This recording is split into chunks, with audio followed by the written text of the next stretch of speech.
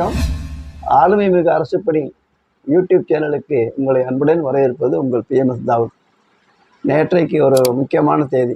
எப்படி 1871 பென்ஷன் முதல் வந்ததோ அதே போல் ஏப்ரல் 2003 தமிழ்நாட்டிலையும் ஜனவரி 2004 ஒன்றிய அரசுலையும் என்பிஎஸ் வந்ததோ அதே போல் ஒரு முக்கியமான நாள் நேற்றைக்கு. என்ன சொல்லியிருக்காங்கன்னா, நேற்றைக்கு இந்த என்பிஎஸ்ன்னு இருக்குது இல்லையா, அதுக்கு பதிலாக யூபிஎஸ்ன்னு ஒரு சிஸ்டத்தை கொண்டாந்துட்டாங்க. என்பிஎஸ் என்பது 1/1/2004 ஒன்றிய அரசு ஊழியர்களுக்கு இது வரைக்கும் பயன்பாட்டில் இருக்கிற சிஸ்டம். அதாவது தேசிய பென்ஷன் சிஸ்டம்னு பேர் இருக்குது. இது ஒன்றிய அரசுலையும் இருக்குது, தமிழ்நாடு மேற்குவங்கம் தவிர்த்து எல்லா மாநிலத்திலையுமே இருக்குது என்பிஎஸ். அந்த என்பிஎஸ் இப்போ என்ன இருக்குது, யூபிஎஸ் யூனிஃபைடு பென்ஷன் ஸ்கீம்னு ஆகிருக்கு. இதுதான் இப்போ இது ஒன்றிய அரசில். தமிழ்நாடு அரசு ஊழியர்களுக்கு அவர்களும் என்ன பண்ணுறாங்க, ஓபிஎஸ் தான் கேட்டுட்ருக்காங்க. இவங்களுக்கு சிபிஎஸ்லேருந்து ஓபிஎஸ்ஸாக போக போதா, சிபிஎஸ்லேருந்து யூபிஎஸ்ஸாக போக போதாங்கிறது ஒரு கேள்வி இருக்குது. அதை பார்த்துருவோம். முதல்ல என்பிஎஸ்லேருந்து யூபிஎஸ்க்கு போகுது. இப்போ என்பிஎஸ் 1/1/2004 ஆரம்பித்ததுலேருந்து என்ன பண்ணாங்கன்னா, 2004 ஆரம்பித்த என்பிஎஸ்சில் அரசாங்கம் 10% போடும், ஊழியர் 10% போடுவாங்க. அதில் ஒன்றும் மாற்றமே இல்லை. எது வரைக்கும், 2009 வரைக்கும். 2009 என்ன பண்ணாங்கன்னா, ஒரு என்பிஎஸ் திட்ட ஊழியர் சர்வீஸில் இருக்கும்போதே இறந்து போனால் அவருக்கு அவருடைய குடும்பத்துக்கு குடும்ப பென்ஷன் கிடைக்கும். அவர் சப்போஸ் உடம்பு முடியாமையோ இல்லை மூளை பாதிக்கப்பட்டோ வேலையை பார்க்க முடியாமல் போணுச்சுன்னா அவருக்கு டிசபிலிட்டி, அதாவது இயலாமை பென்ஷன் கொடுக்கப்படணும் ஒரு சிஸ்டம். அப்போ 2009 கொண்டாந்துட்டாங்க. அப்புறம் 2016 என்ன பண்ணாங்கன்னா, என்பிஎஸ் திட்ட ஊழியர்கள் ஓய்வு பெற்றால் பழைய பென்ஷனில் உள்ளபடி கிராஜுவிட்டி பணிக்கொடை கிடைக்கும்னாங்க. அதாவது பழைய பென்ஷனில் அதிகபட்சம் 16 மாத சம்பளம் கிராஜுவிட்டியாக கிடைக்கும்.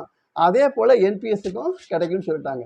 அப்புறம் என்ன பண்ணாங்க, 1/4/2019 அரசு தரப்பில் கொடுத்துக்கிட்டு இருந்த 10% சம்பளத்தை 14% உயர்த்தினாங்க. இதனாலெல்லாம் ஊழியர்கள் திருப்தி அடையவில்லை. எங்களுக்கு பழைய பென்ஷன் தான் வேணும்னு கேட்டாங்க. அதனுடைய விளைவாக என்ன பண்ணாங்க, சமாளிக்க முடியாமல் நமது ஒன்றிய நிதி செயலர் திரு டிவி சோமநாதன் அவர் தலைமையில் ஒரு கமிட்டி அமைச்சாங்க. அந்த கமிட்டிக்கு பேர் என்பிஎஸ் மேம்பாட்டு கமிட்டி. கமிட்டி 2023 மார்ச்சில் அமைய பெற்றது. அதனுடைய அறிக்கை உடனே வரும் என்று எதிர்பார்க்கப்பட்டது. ஆனால் தேர்தல்கள் இடைப்பட்ட காரணத்தால் இப்போ தான் அந்த அறிக்கை ஃபைனலைஸ் ஆகியிருக்கு. இந்த அறிக்கையை பற்றிய தகவல்கள் இந்த பட்ஜெட்டுக்கு முன்னாலே வந்தது. போன 15/7/2024 என்ன பண்ணாங்கன்னா, ஒன்றிய அரசு ஊழியர் தரப்பு, அதாவது ஜாயின்ட் கன்சல்டேட்டிவ் மெஷினரின்னு சொல்கிறது, அதாவது சிவகோபால் மிஸ்ரா தான் அதனுடைய செயலர். அவருடைய தலைமையில் கூப்பிட்டு என்ன பண்ணாங்க, ஊழியர் தரப்பெல்லாம் கூப்பிட்டு ஒரு மீட்டிங் போட்டாங்க. எப்போ, ஜூலை 15. அதன் பிரகாரம் ஆகஸ்ட் 24 அறிவிக்கப்பட்டிருக்கு யூபிஎஸ், யூனிஃபைடு பென்ஷன் ஸ்கீம். இந்த பென்ஷன் திட்டத்தில் என்ன இருக்குன்னா, அவங்க சொல்கிறது, ஏற்கனவே பழைய பென்ஷனில் கடைசி 10 மாத சம்பளம், கடைசி 10 மாத சராசரி அல்லது கடைசி சம்பளத்தில் 50% பென்ஷன். இதில் ஒரு சின்ன மாற்றம், கடைசி 12 மாத சம்பள சராசரியில் 50%. கடைசி ஒரு வருஷம் என்னென்ன சம்பளம் வாங்கினாரோ எல்லாத்தையும் கூட்டி மாதம் அவங்க சம்பளத்தை கூட்டி 12ஆல் வகுத்து என்ன சராசரி இருந்தோ அந்த சராசரியில் 50% பென்ஷன். சரியா? ரெண்டாவதா, ஓய்வு பெற்று இறந்து போனால், ஏற்கனவே சர்வீஸில் இருந்து இறந்து போனால் பென்ஷன் இல்லை. இப்போ என்ன இருக்குது, இப்போ சர்வீஸில் இருக்கும்போது பென்ஷன் கொடுத்துட்டாங்க. ஏற்கனவே சர்வீஸில் இருக்கும்போது இறந்து போனால்தான் பென்ஷன் உண்டுன்னு இருந்துச்சு. இப்போ உயிரோடு இருக்கும்போது சர்வீஸில் ரிட்டையர் ஆனாலும் பென்ஷன் கொடுத்துட்டாங்க. அதே போல் ஓய்வு பெற்று இறந்து போனால், ஏற்கனவே பணியில் இருக்கிறவர் இறந்து போனால் தான் குடும்ப பென்ஷன் கொடுத்தாங்க. இப்போ ஓய்வு பெற்று இறந்து போனாலும் பென்ஷனில் என்ன பண்ணிட்டாங்க, அவர் என்ன பென்ஷன் வாங்கினாரோ அதில் 60% குடும்ப பென்ஷன் சொல்லிட்டாங்க. புரியுதா? பென்ஷன் அவருடைய கடைசி சராசரி சம்பளத்தில் 50%. அந்த 50% சம்பளத்தில் இவர் சப்போஸ் ரிட்டையர் ஆகி இறந்து போயிட்டாருன்னா அவருடைய மனைவிக்கோ மகளுக்கோ இந்த 50%ல் 60%, இந்த 50%ல் 60% குடும்ப பென்ஷன். அப்புறம் என்ன சொல்லியிருக்காங்க, குறைந்தபட்ச பென்ஷன் 10,000. இப்போதைக்கு ஒன்றிய அரசில் குறைந்தபட்ச பென்ஷனே 9,000 தான் இருக்குது. ஆனால் இது கொஞ்சம் மெக்னானிமஸாக என்ன பண்ணியிருக்காங்க, 10,000 வச்சுருக்காங்க. அதோடு அல்லாமல் அகவிலைப்படி அப்பப்போ எப்படி கவர்மெண்ட் சர்வெண்ட்டுக்கு கொடுக்குறாங்களோ டிஏ, அதே போல் டியர்னஸ் ரிலீஃப், அவங்க டியர்னஸ் ரிலீஃப்னு சொல்கிறாங்க. நம்ம தமிழ்நாடு அரசில் பென்ஷனருக்கும் சர்வீஸில் இருக்கிறவங்களுக்கும் டியர்னஸ் அலவன்ஸ்னு தான் சொல்கிறோம். ஆகையினால அந்த அகவிலைப்படி அவங்களுக்கு உண்டு. இது எல்லாமே இன்னொன்று என்ன சொல்லியிருக்காங்கன்னா, பணிக்கொடை ப்ளஸ் ஒட்டுமொத்த தொகை, இந்த ஒட்டுமொத்த தொகைங்கிறதா நமக்கு இன்னும் தெளிவான வரலை.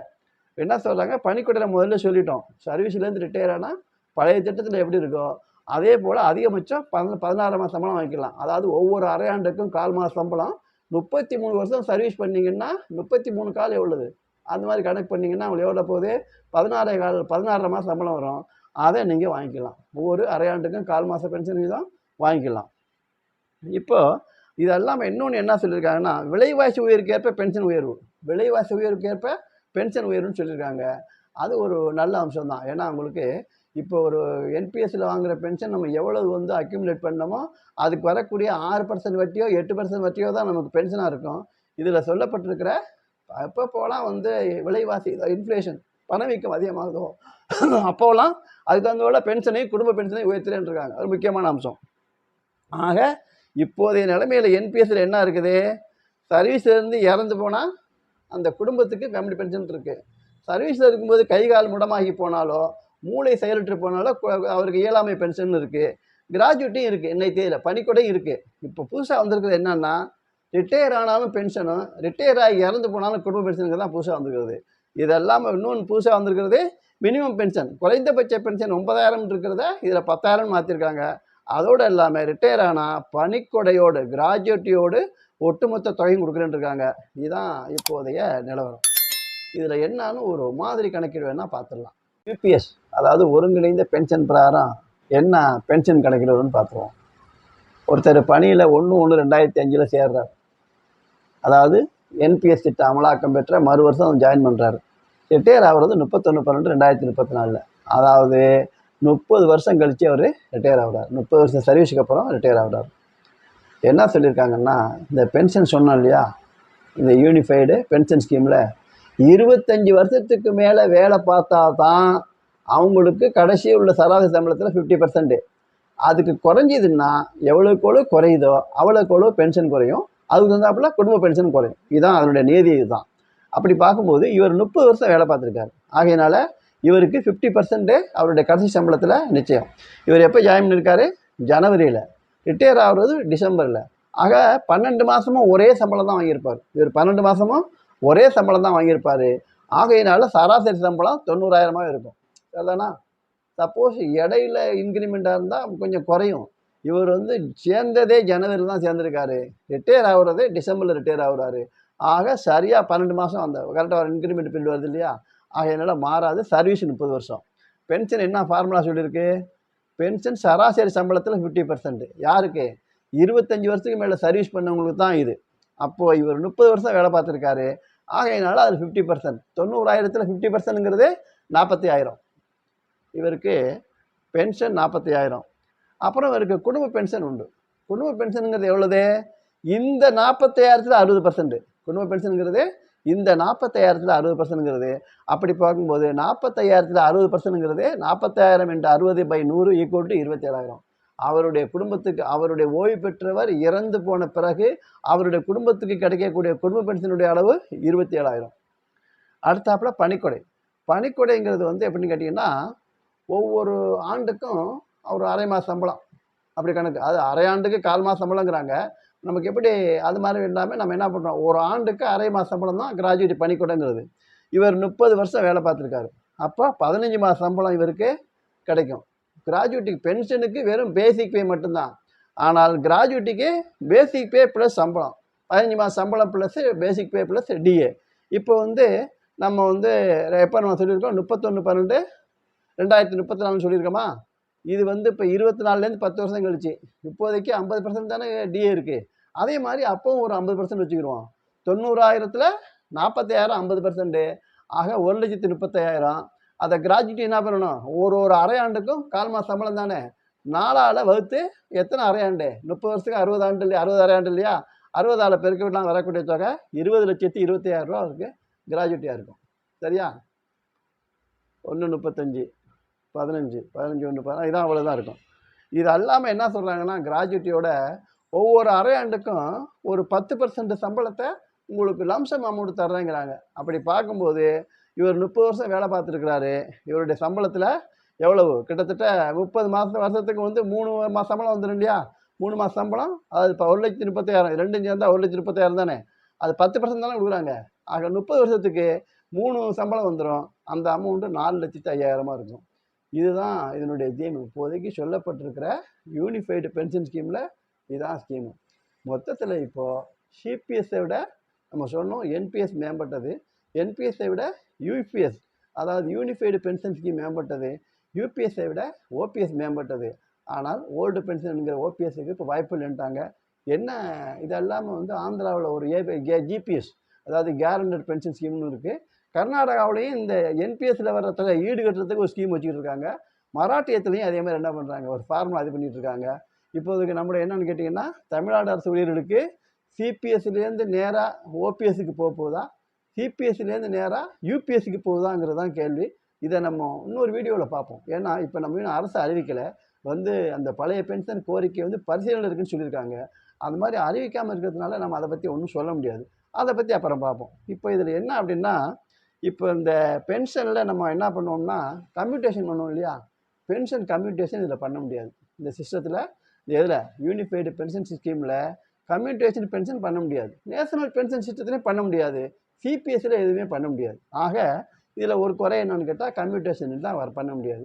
கம்யூட்டேஷனுங்கிறது நம்மளுடைய ஒரு 40% ஒன்றிய அரசு ஊழியர்கள் என்ன பண்ணுறாங்க, 40% சம்பளத்தை கொடுத்துட்டு ஒரு தொகை வாங்குறாங்க.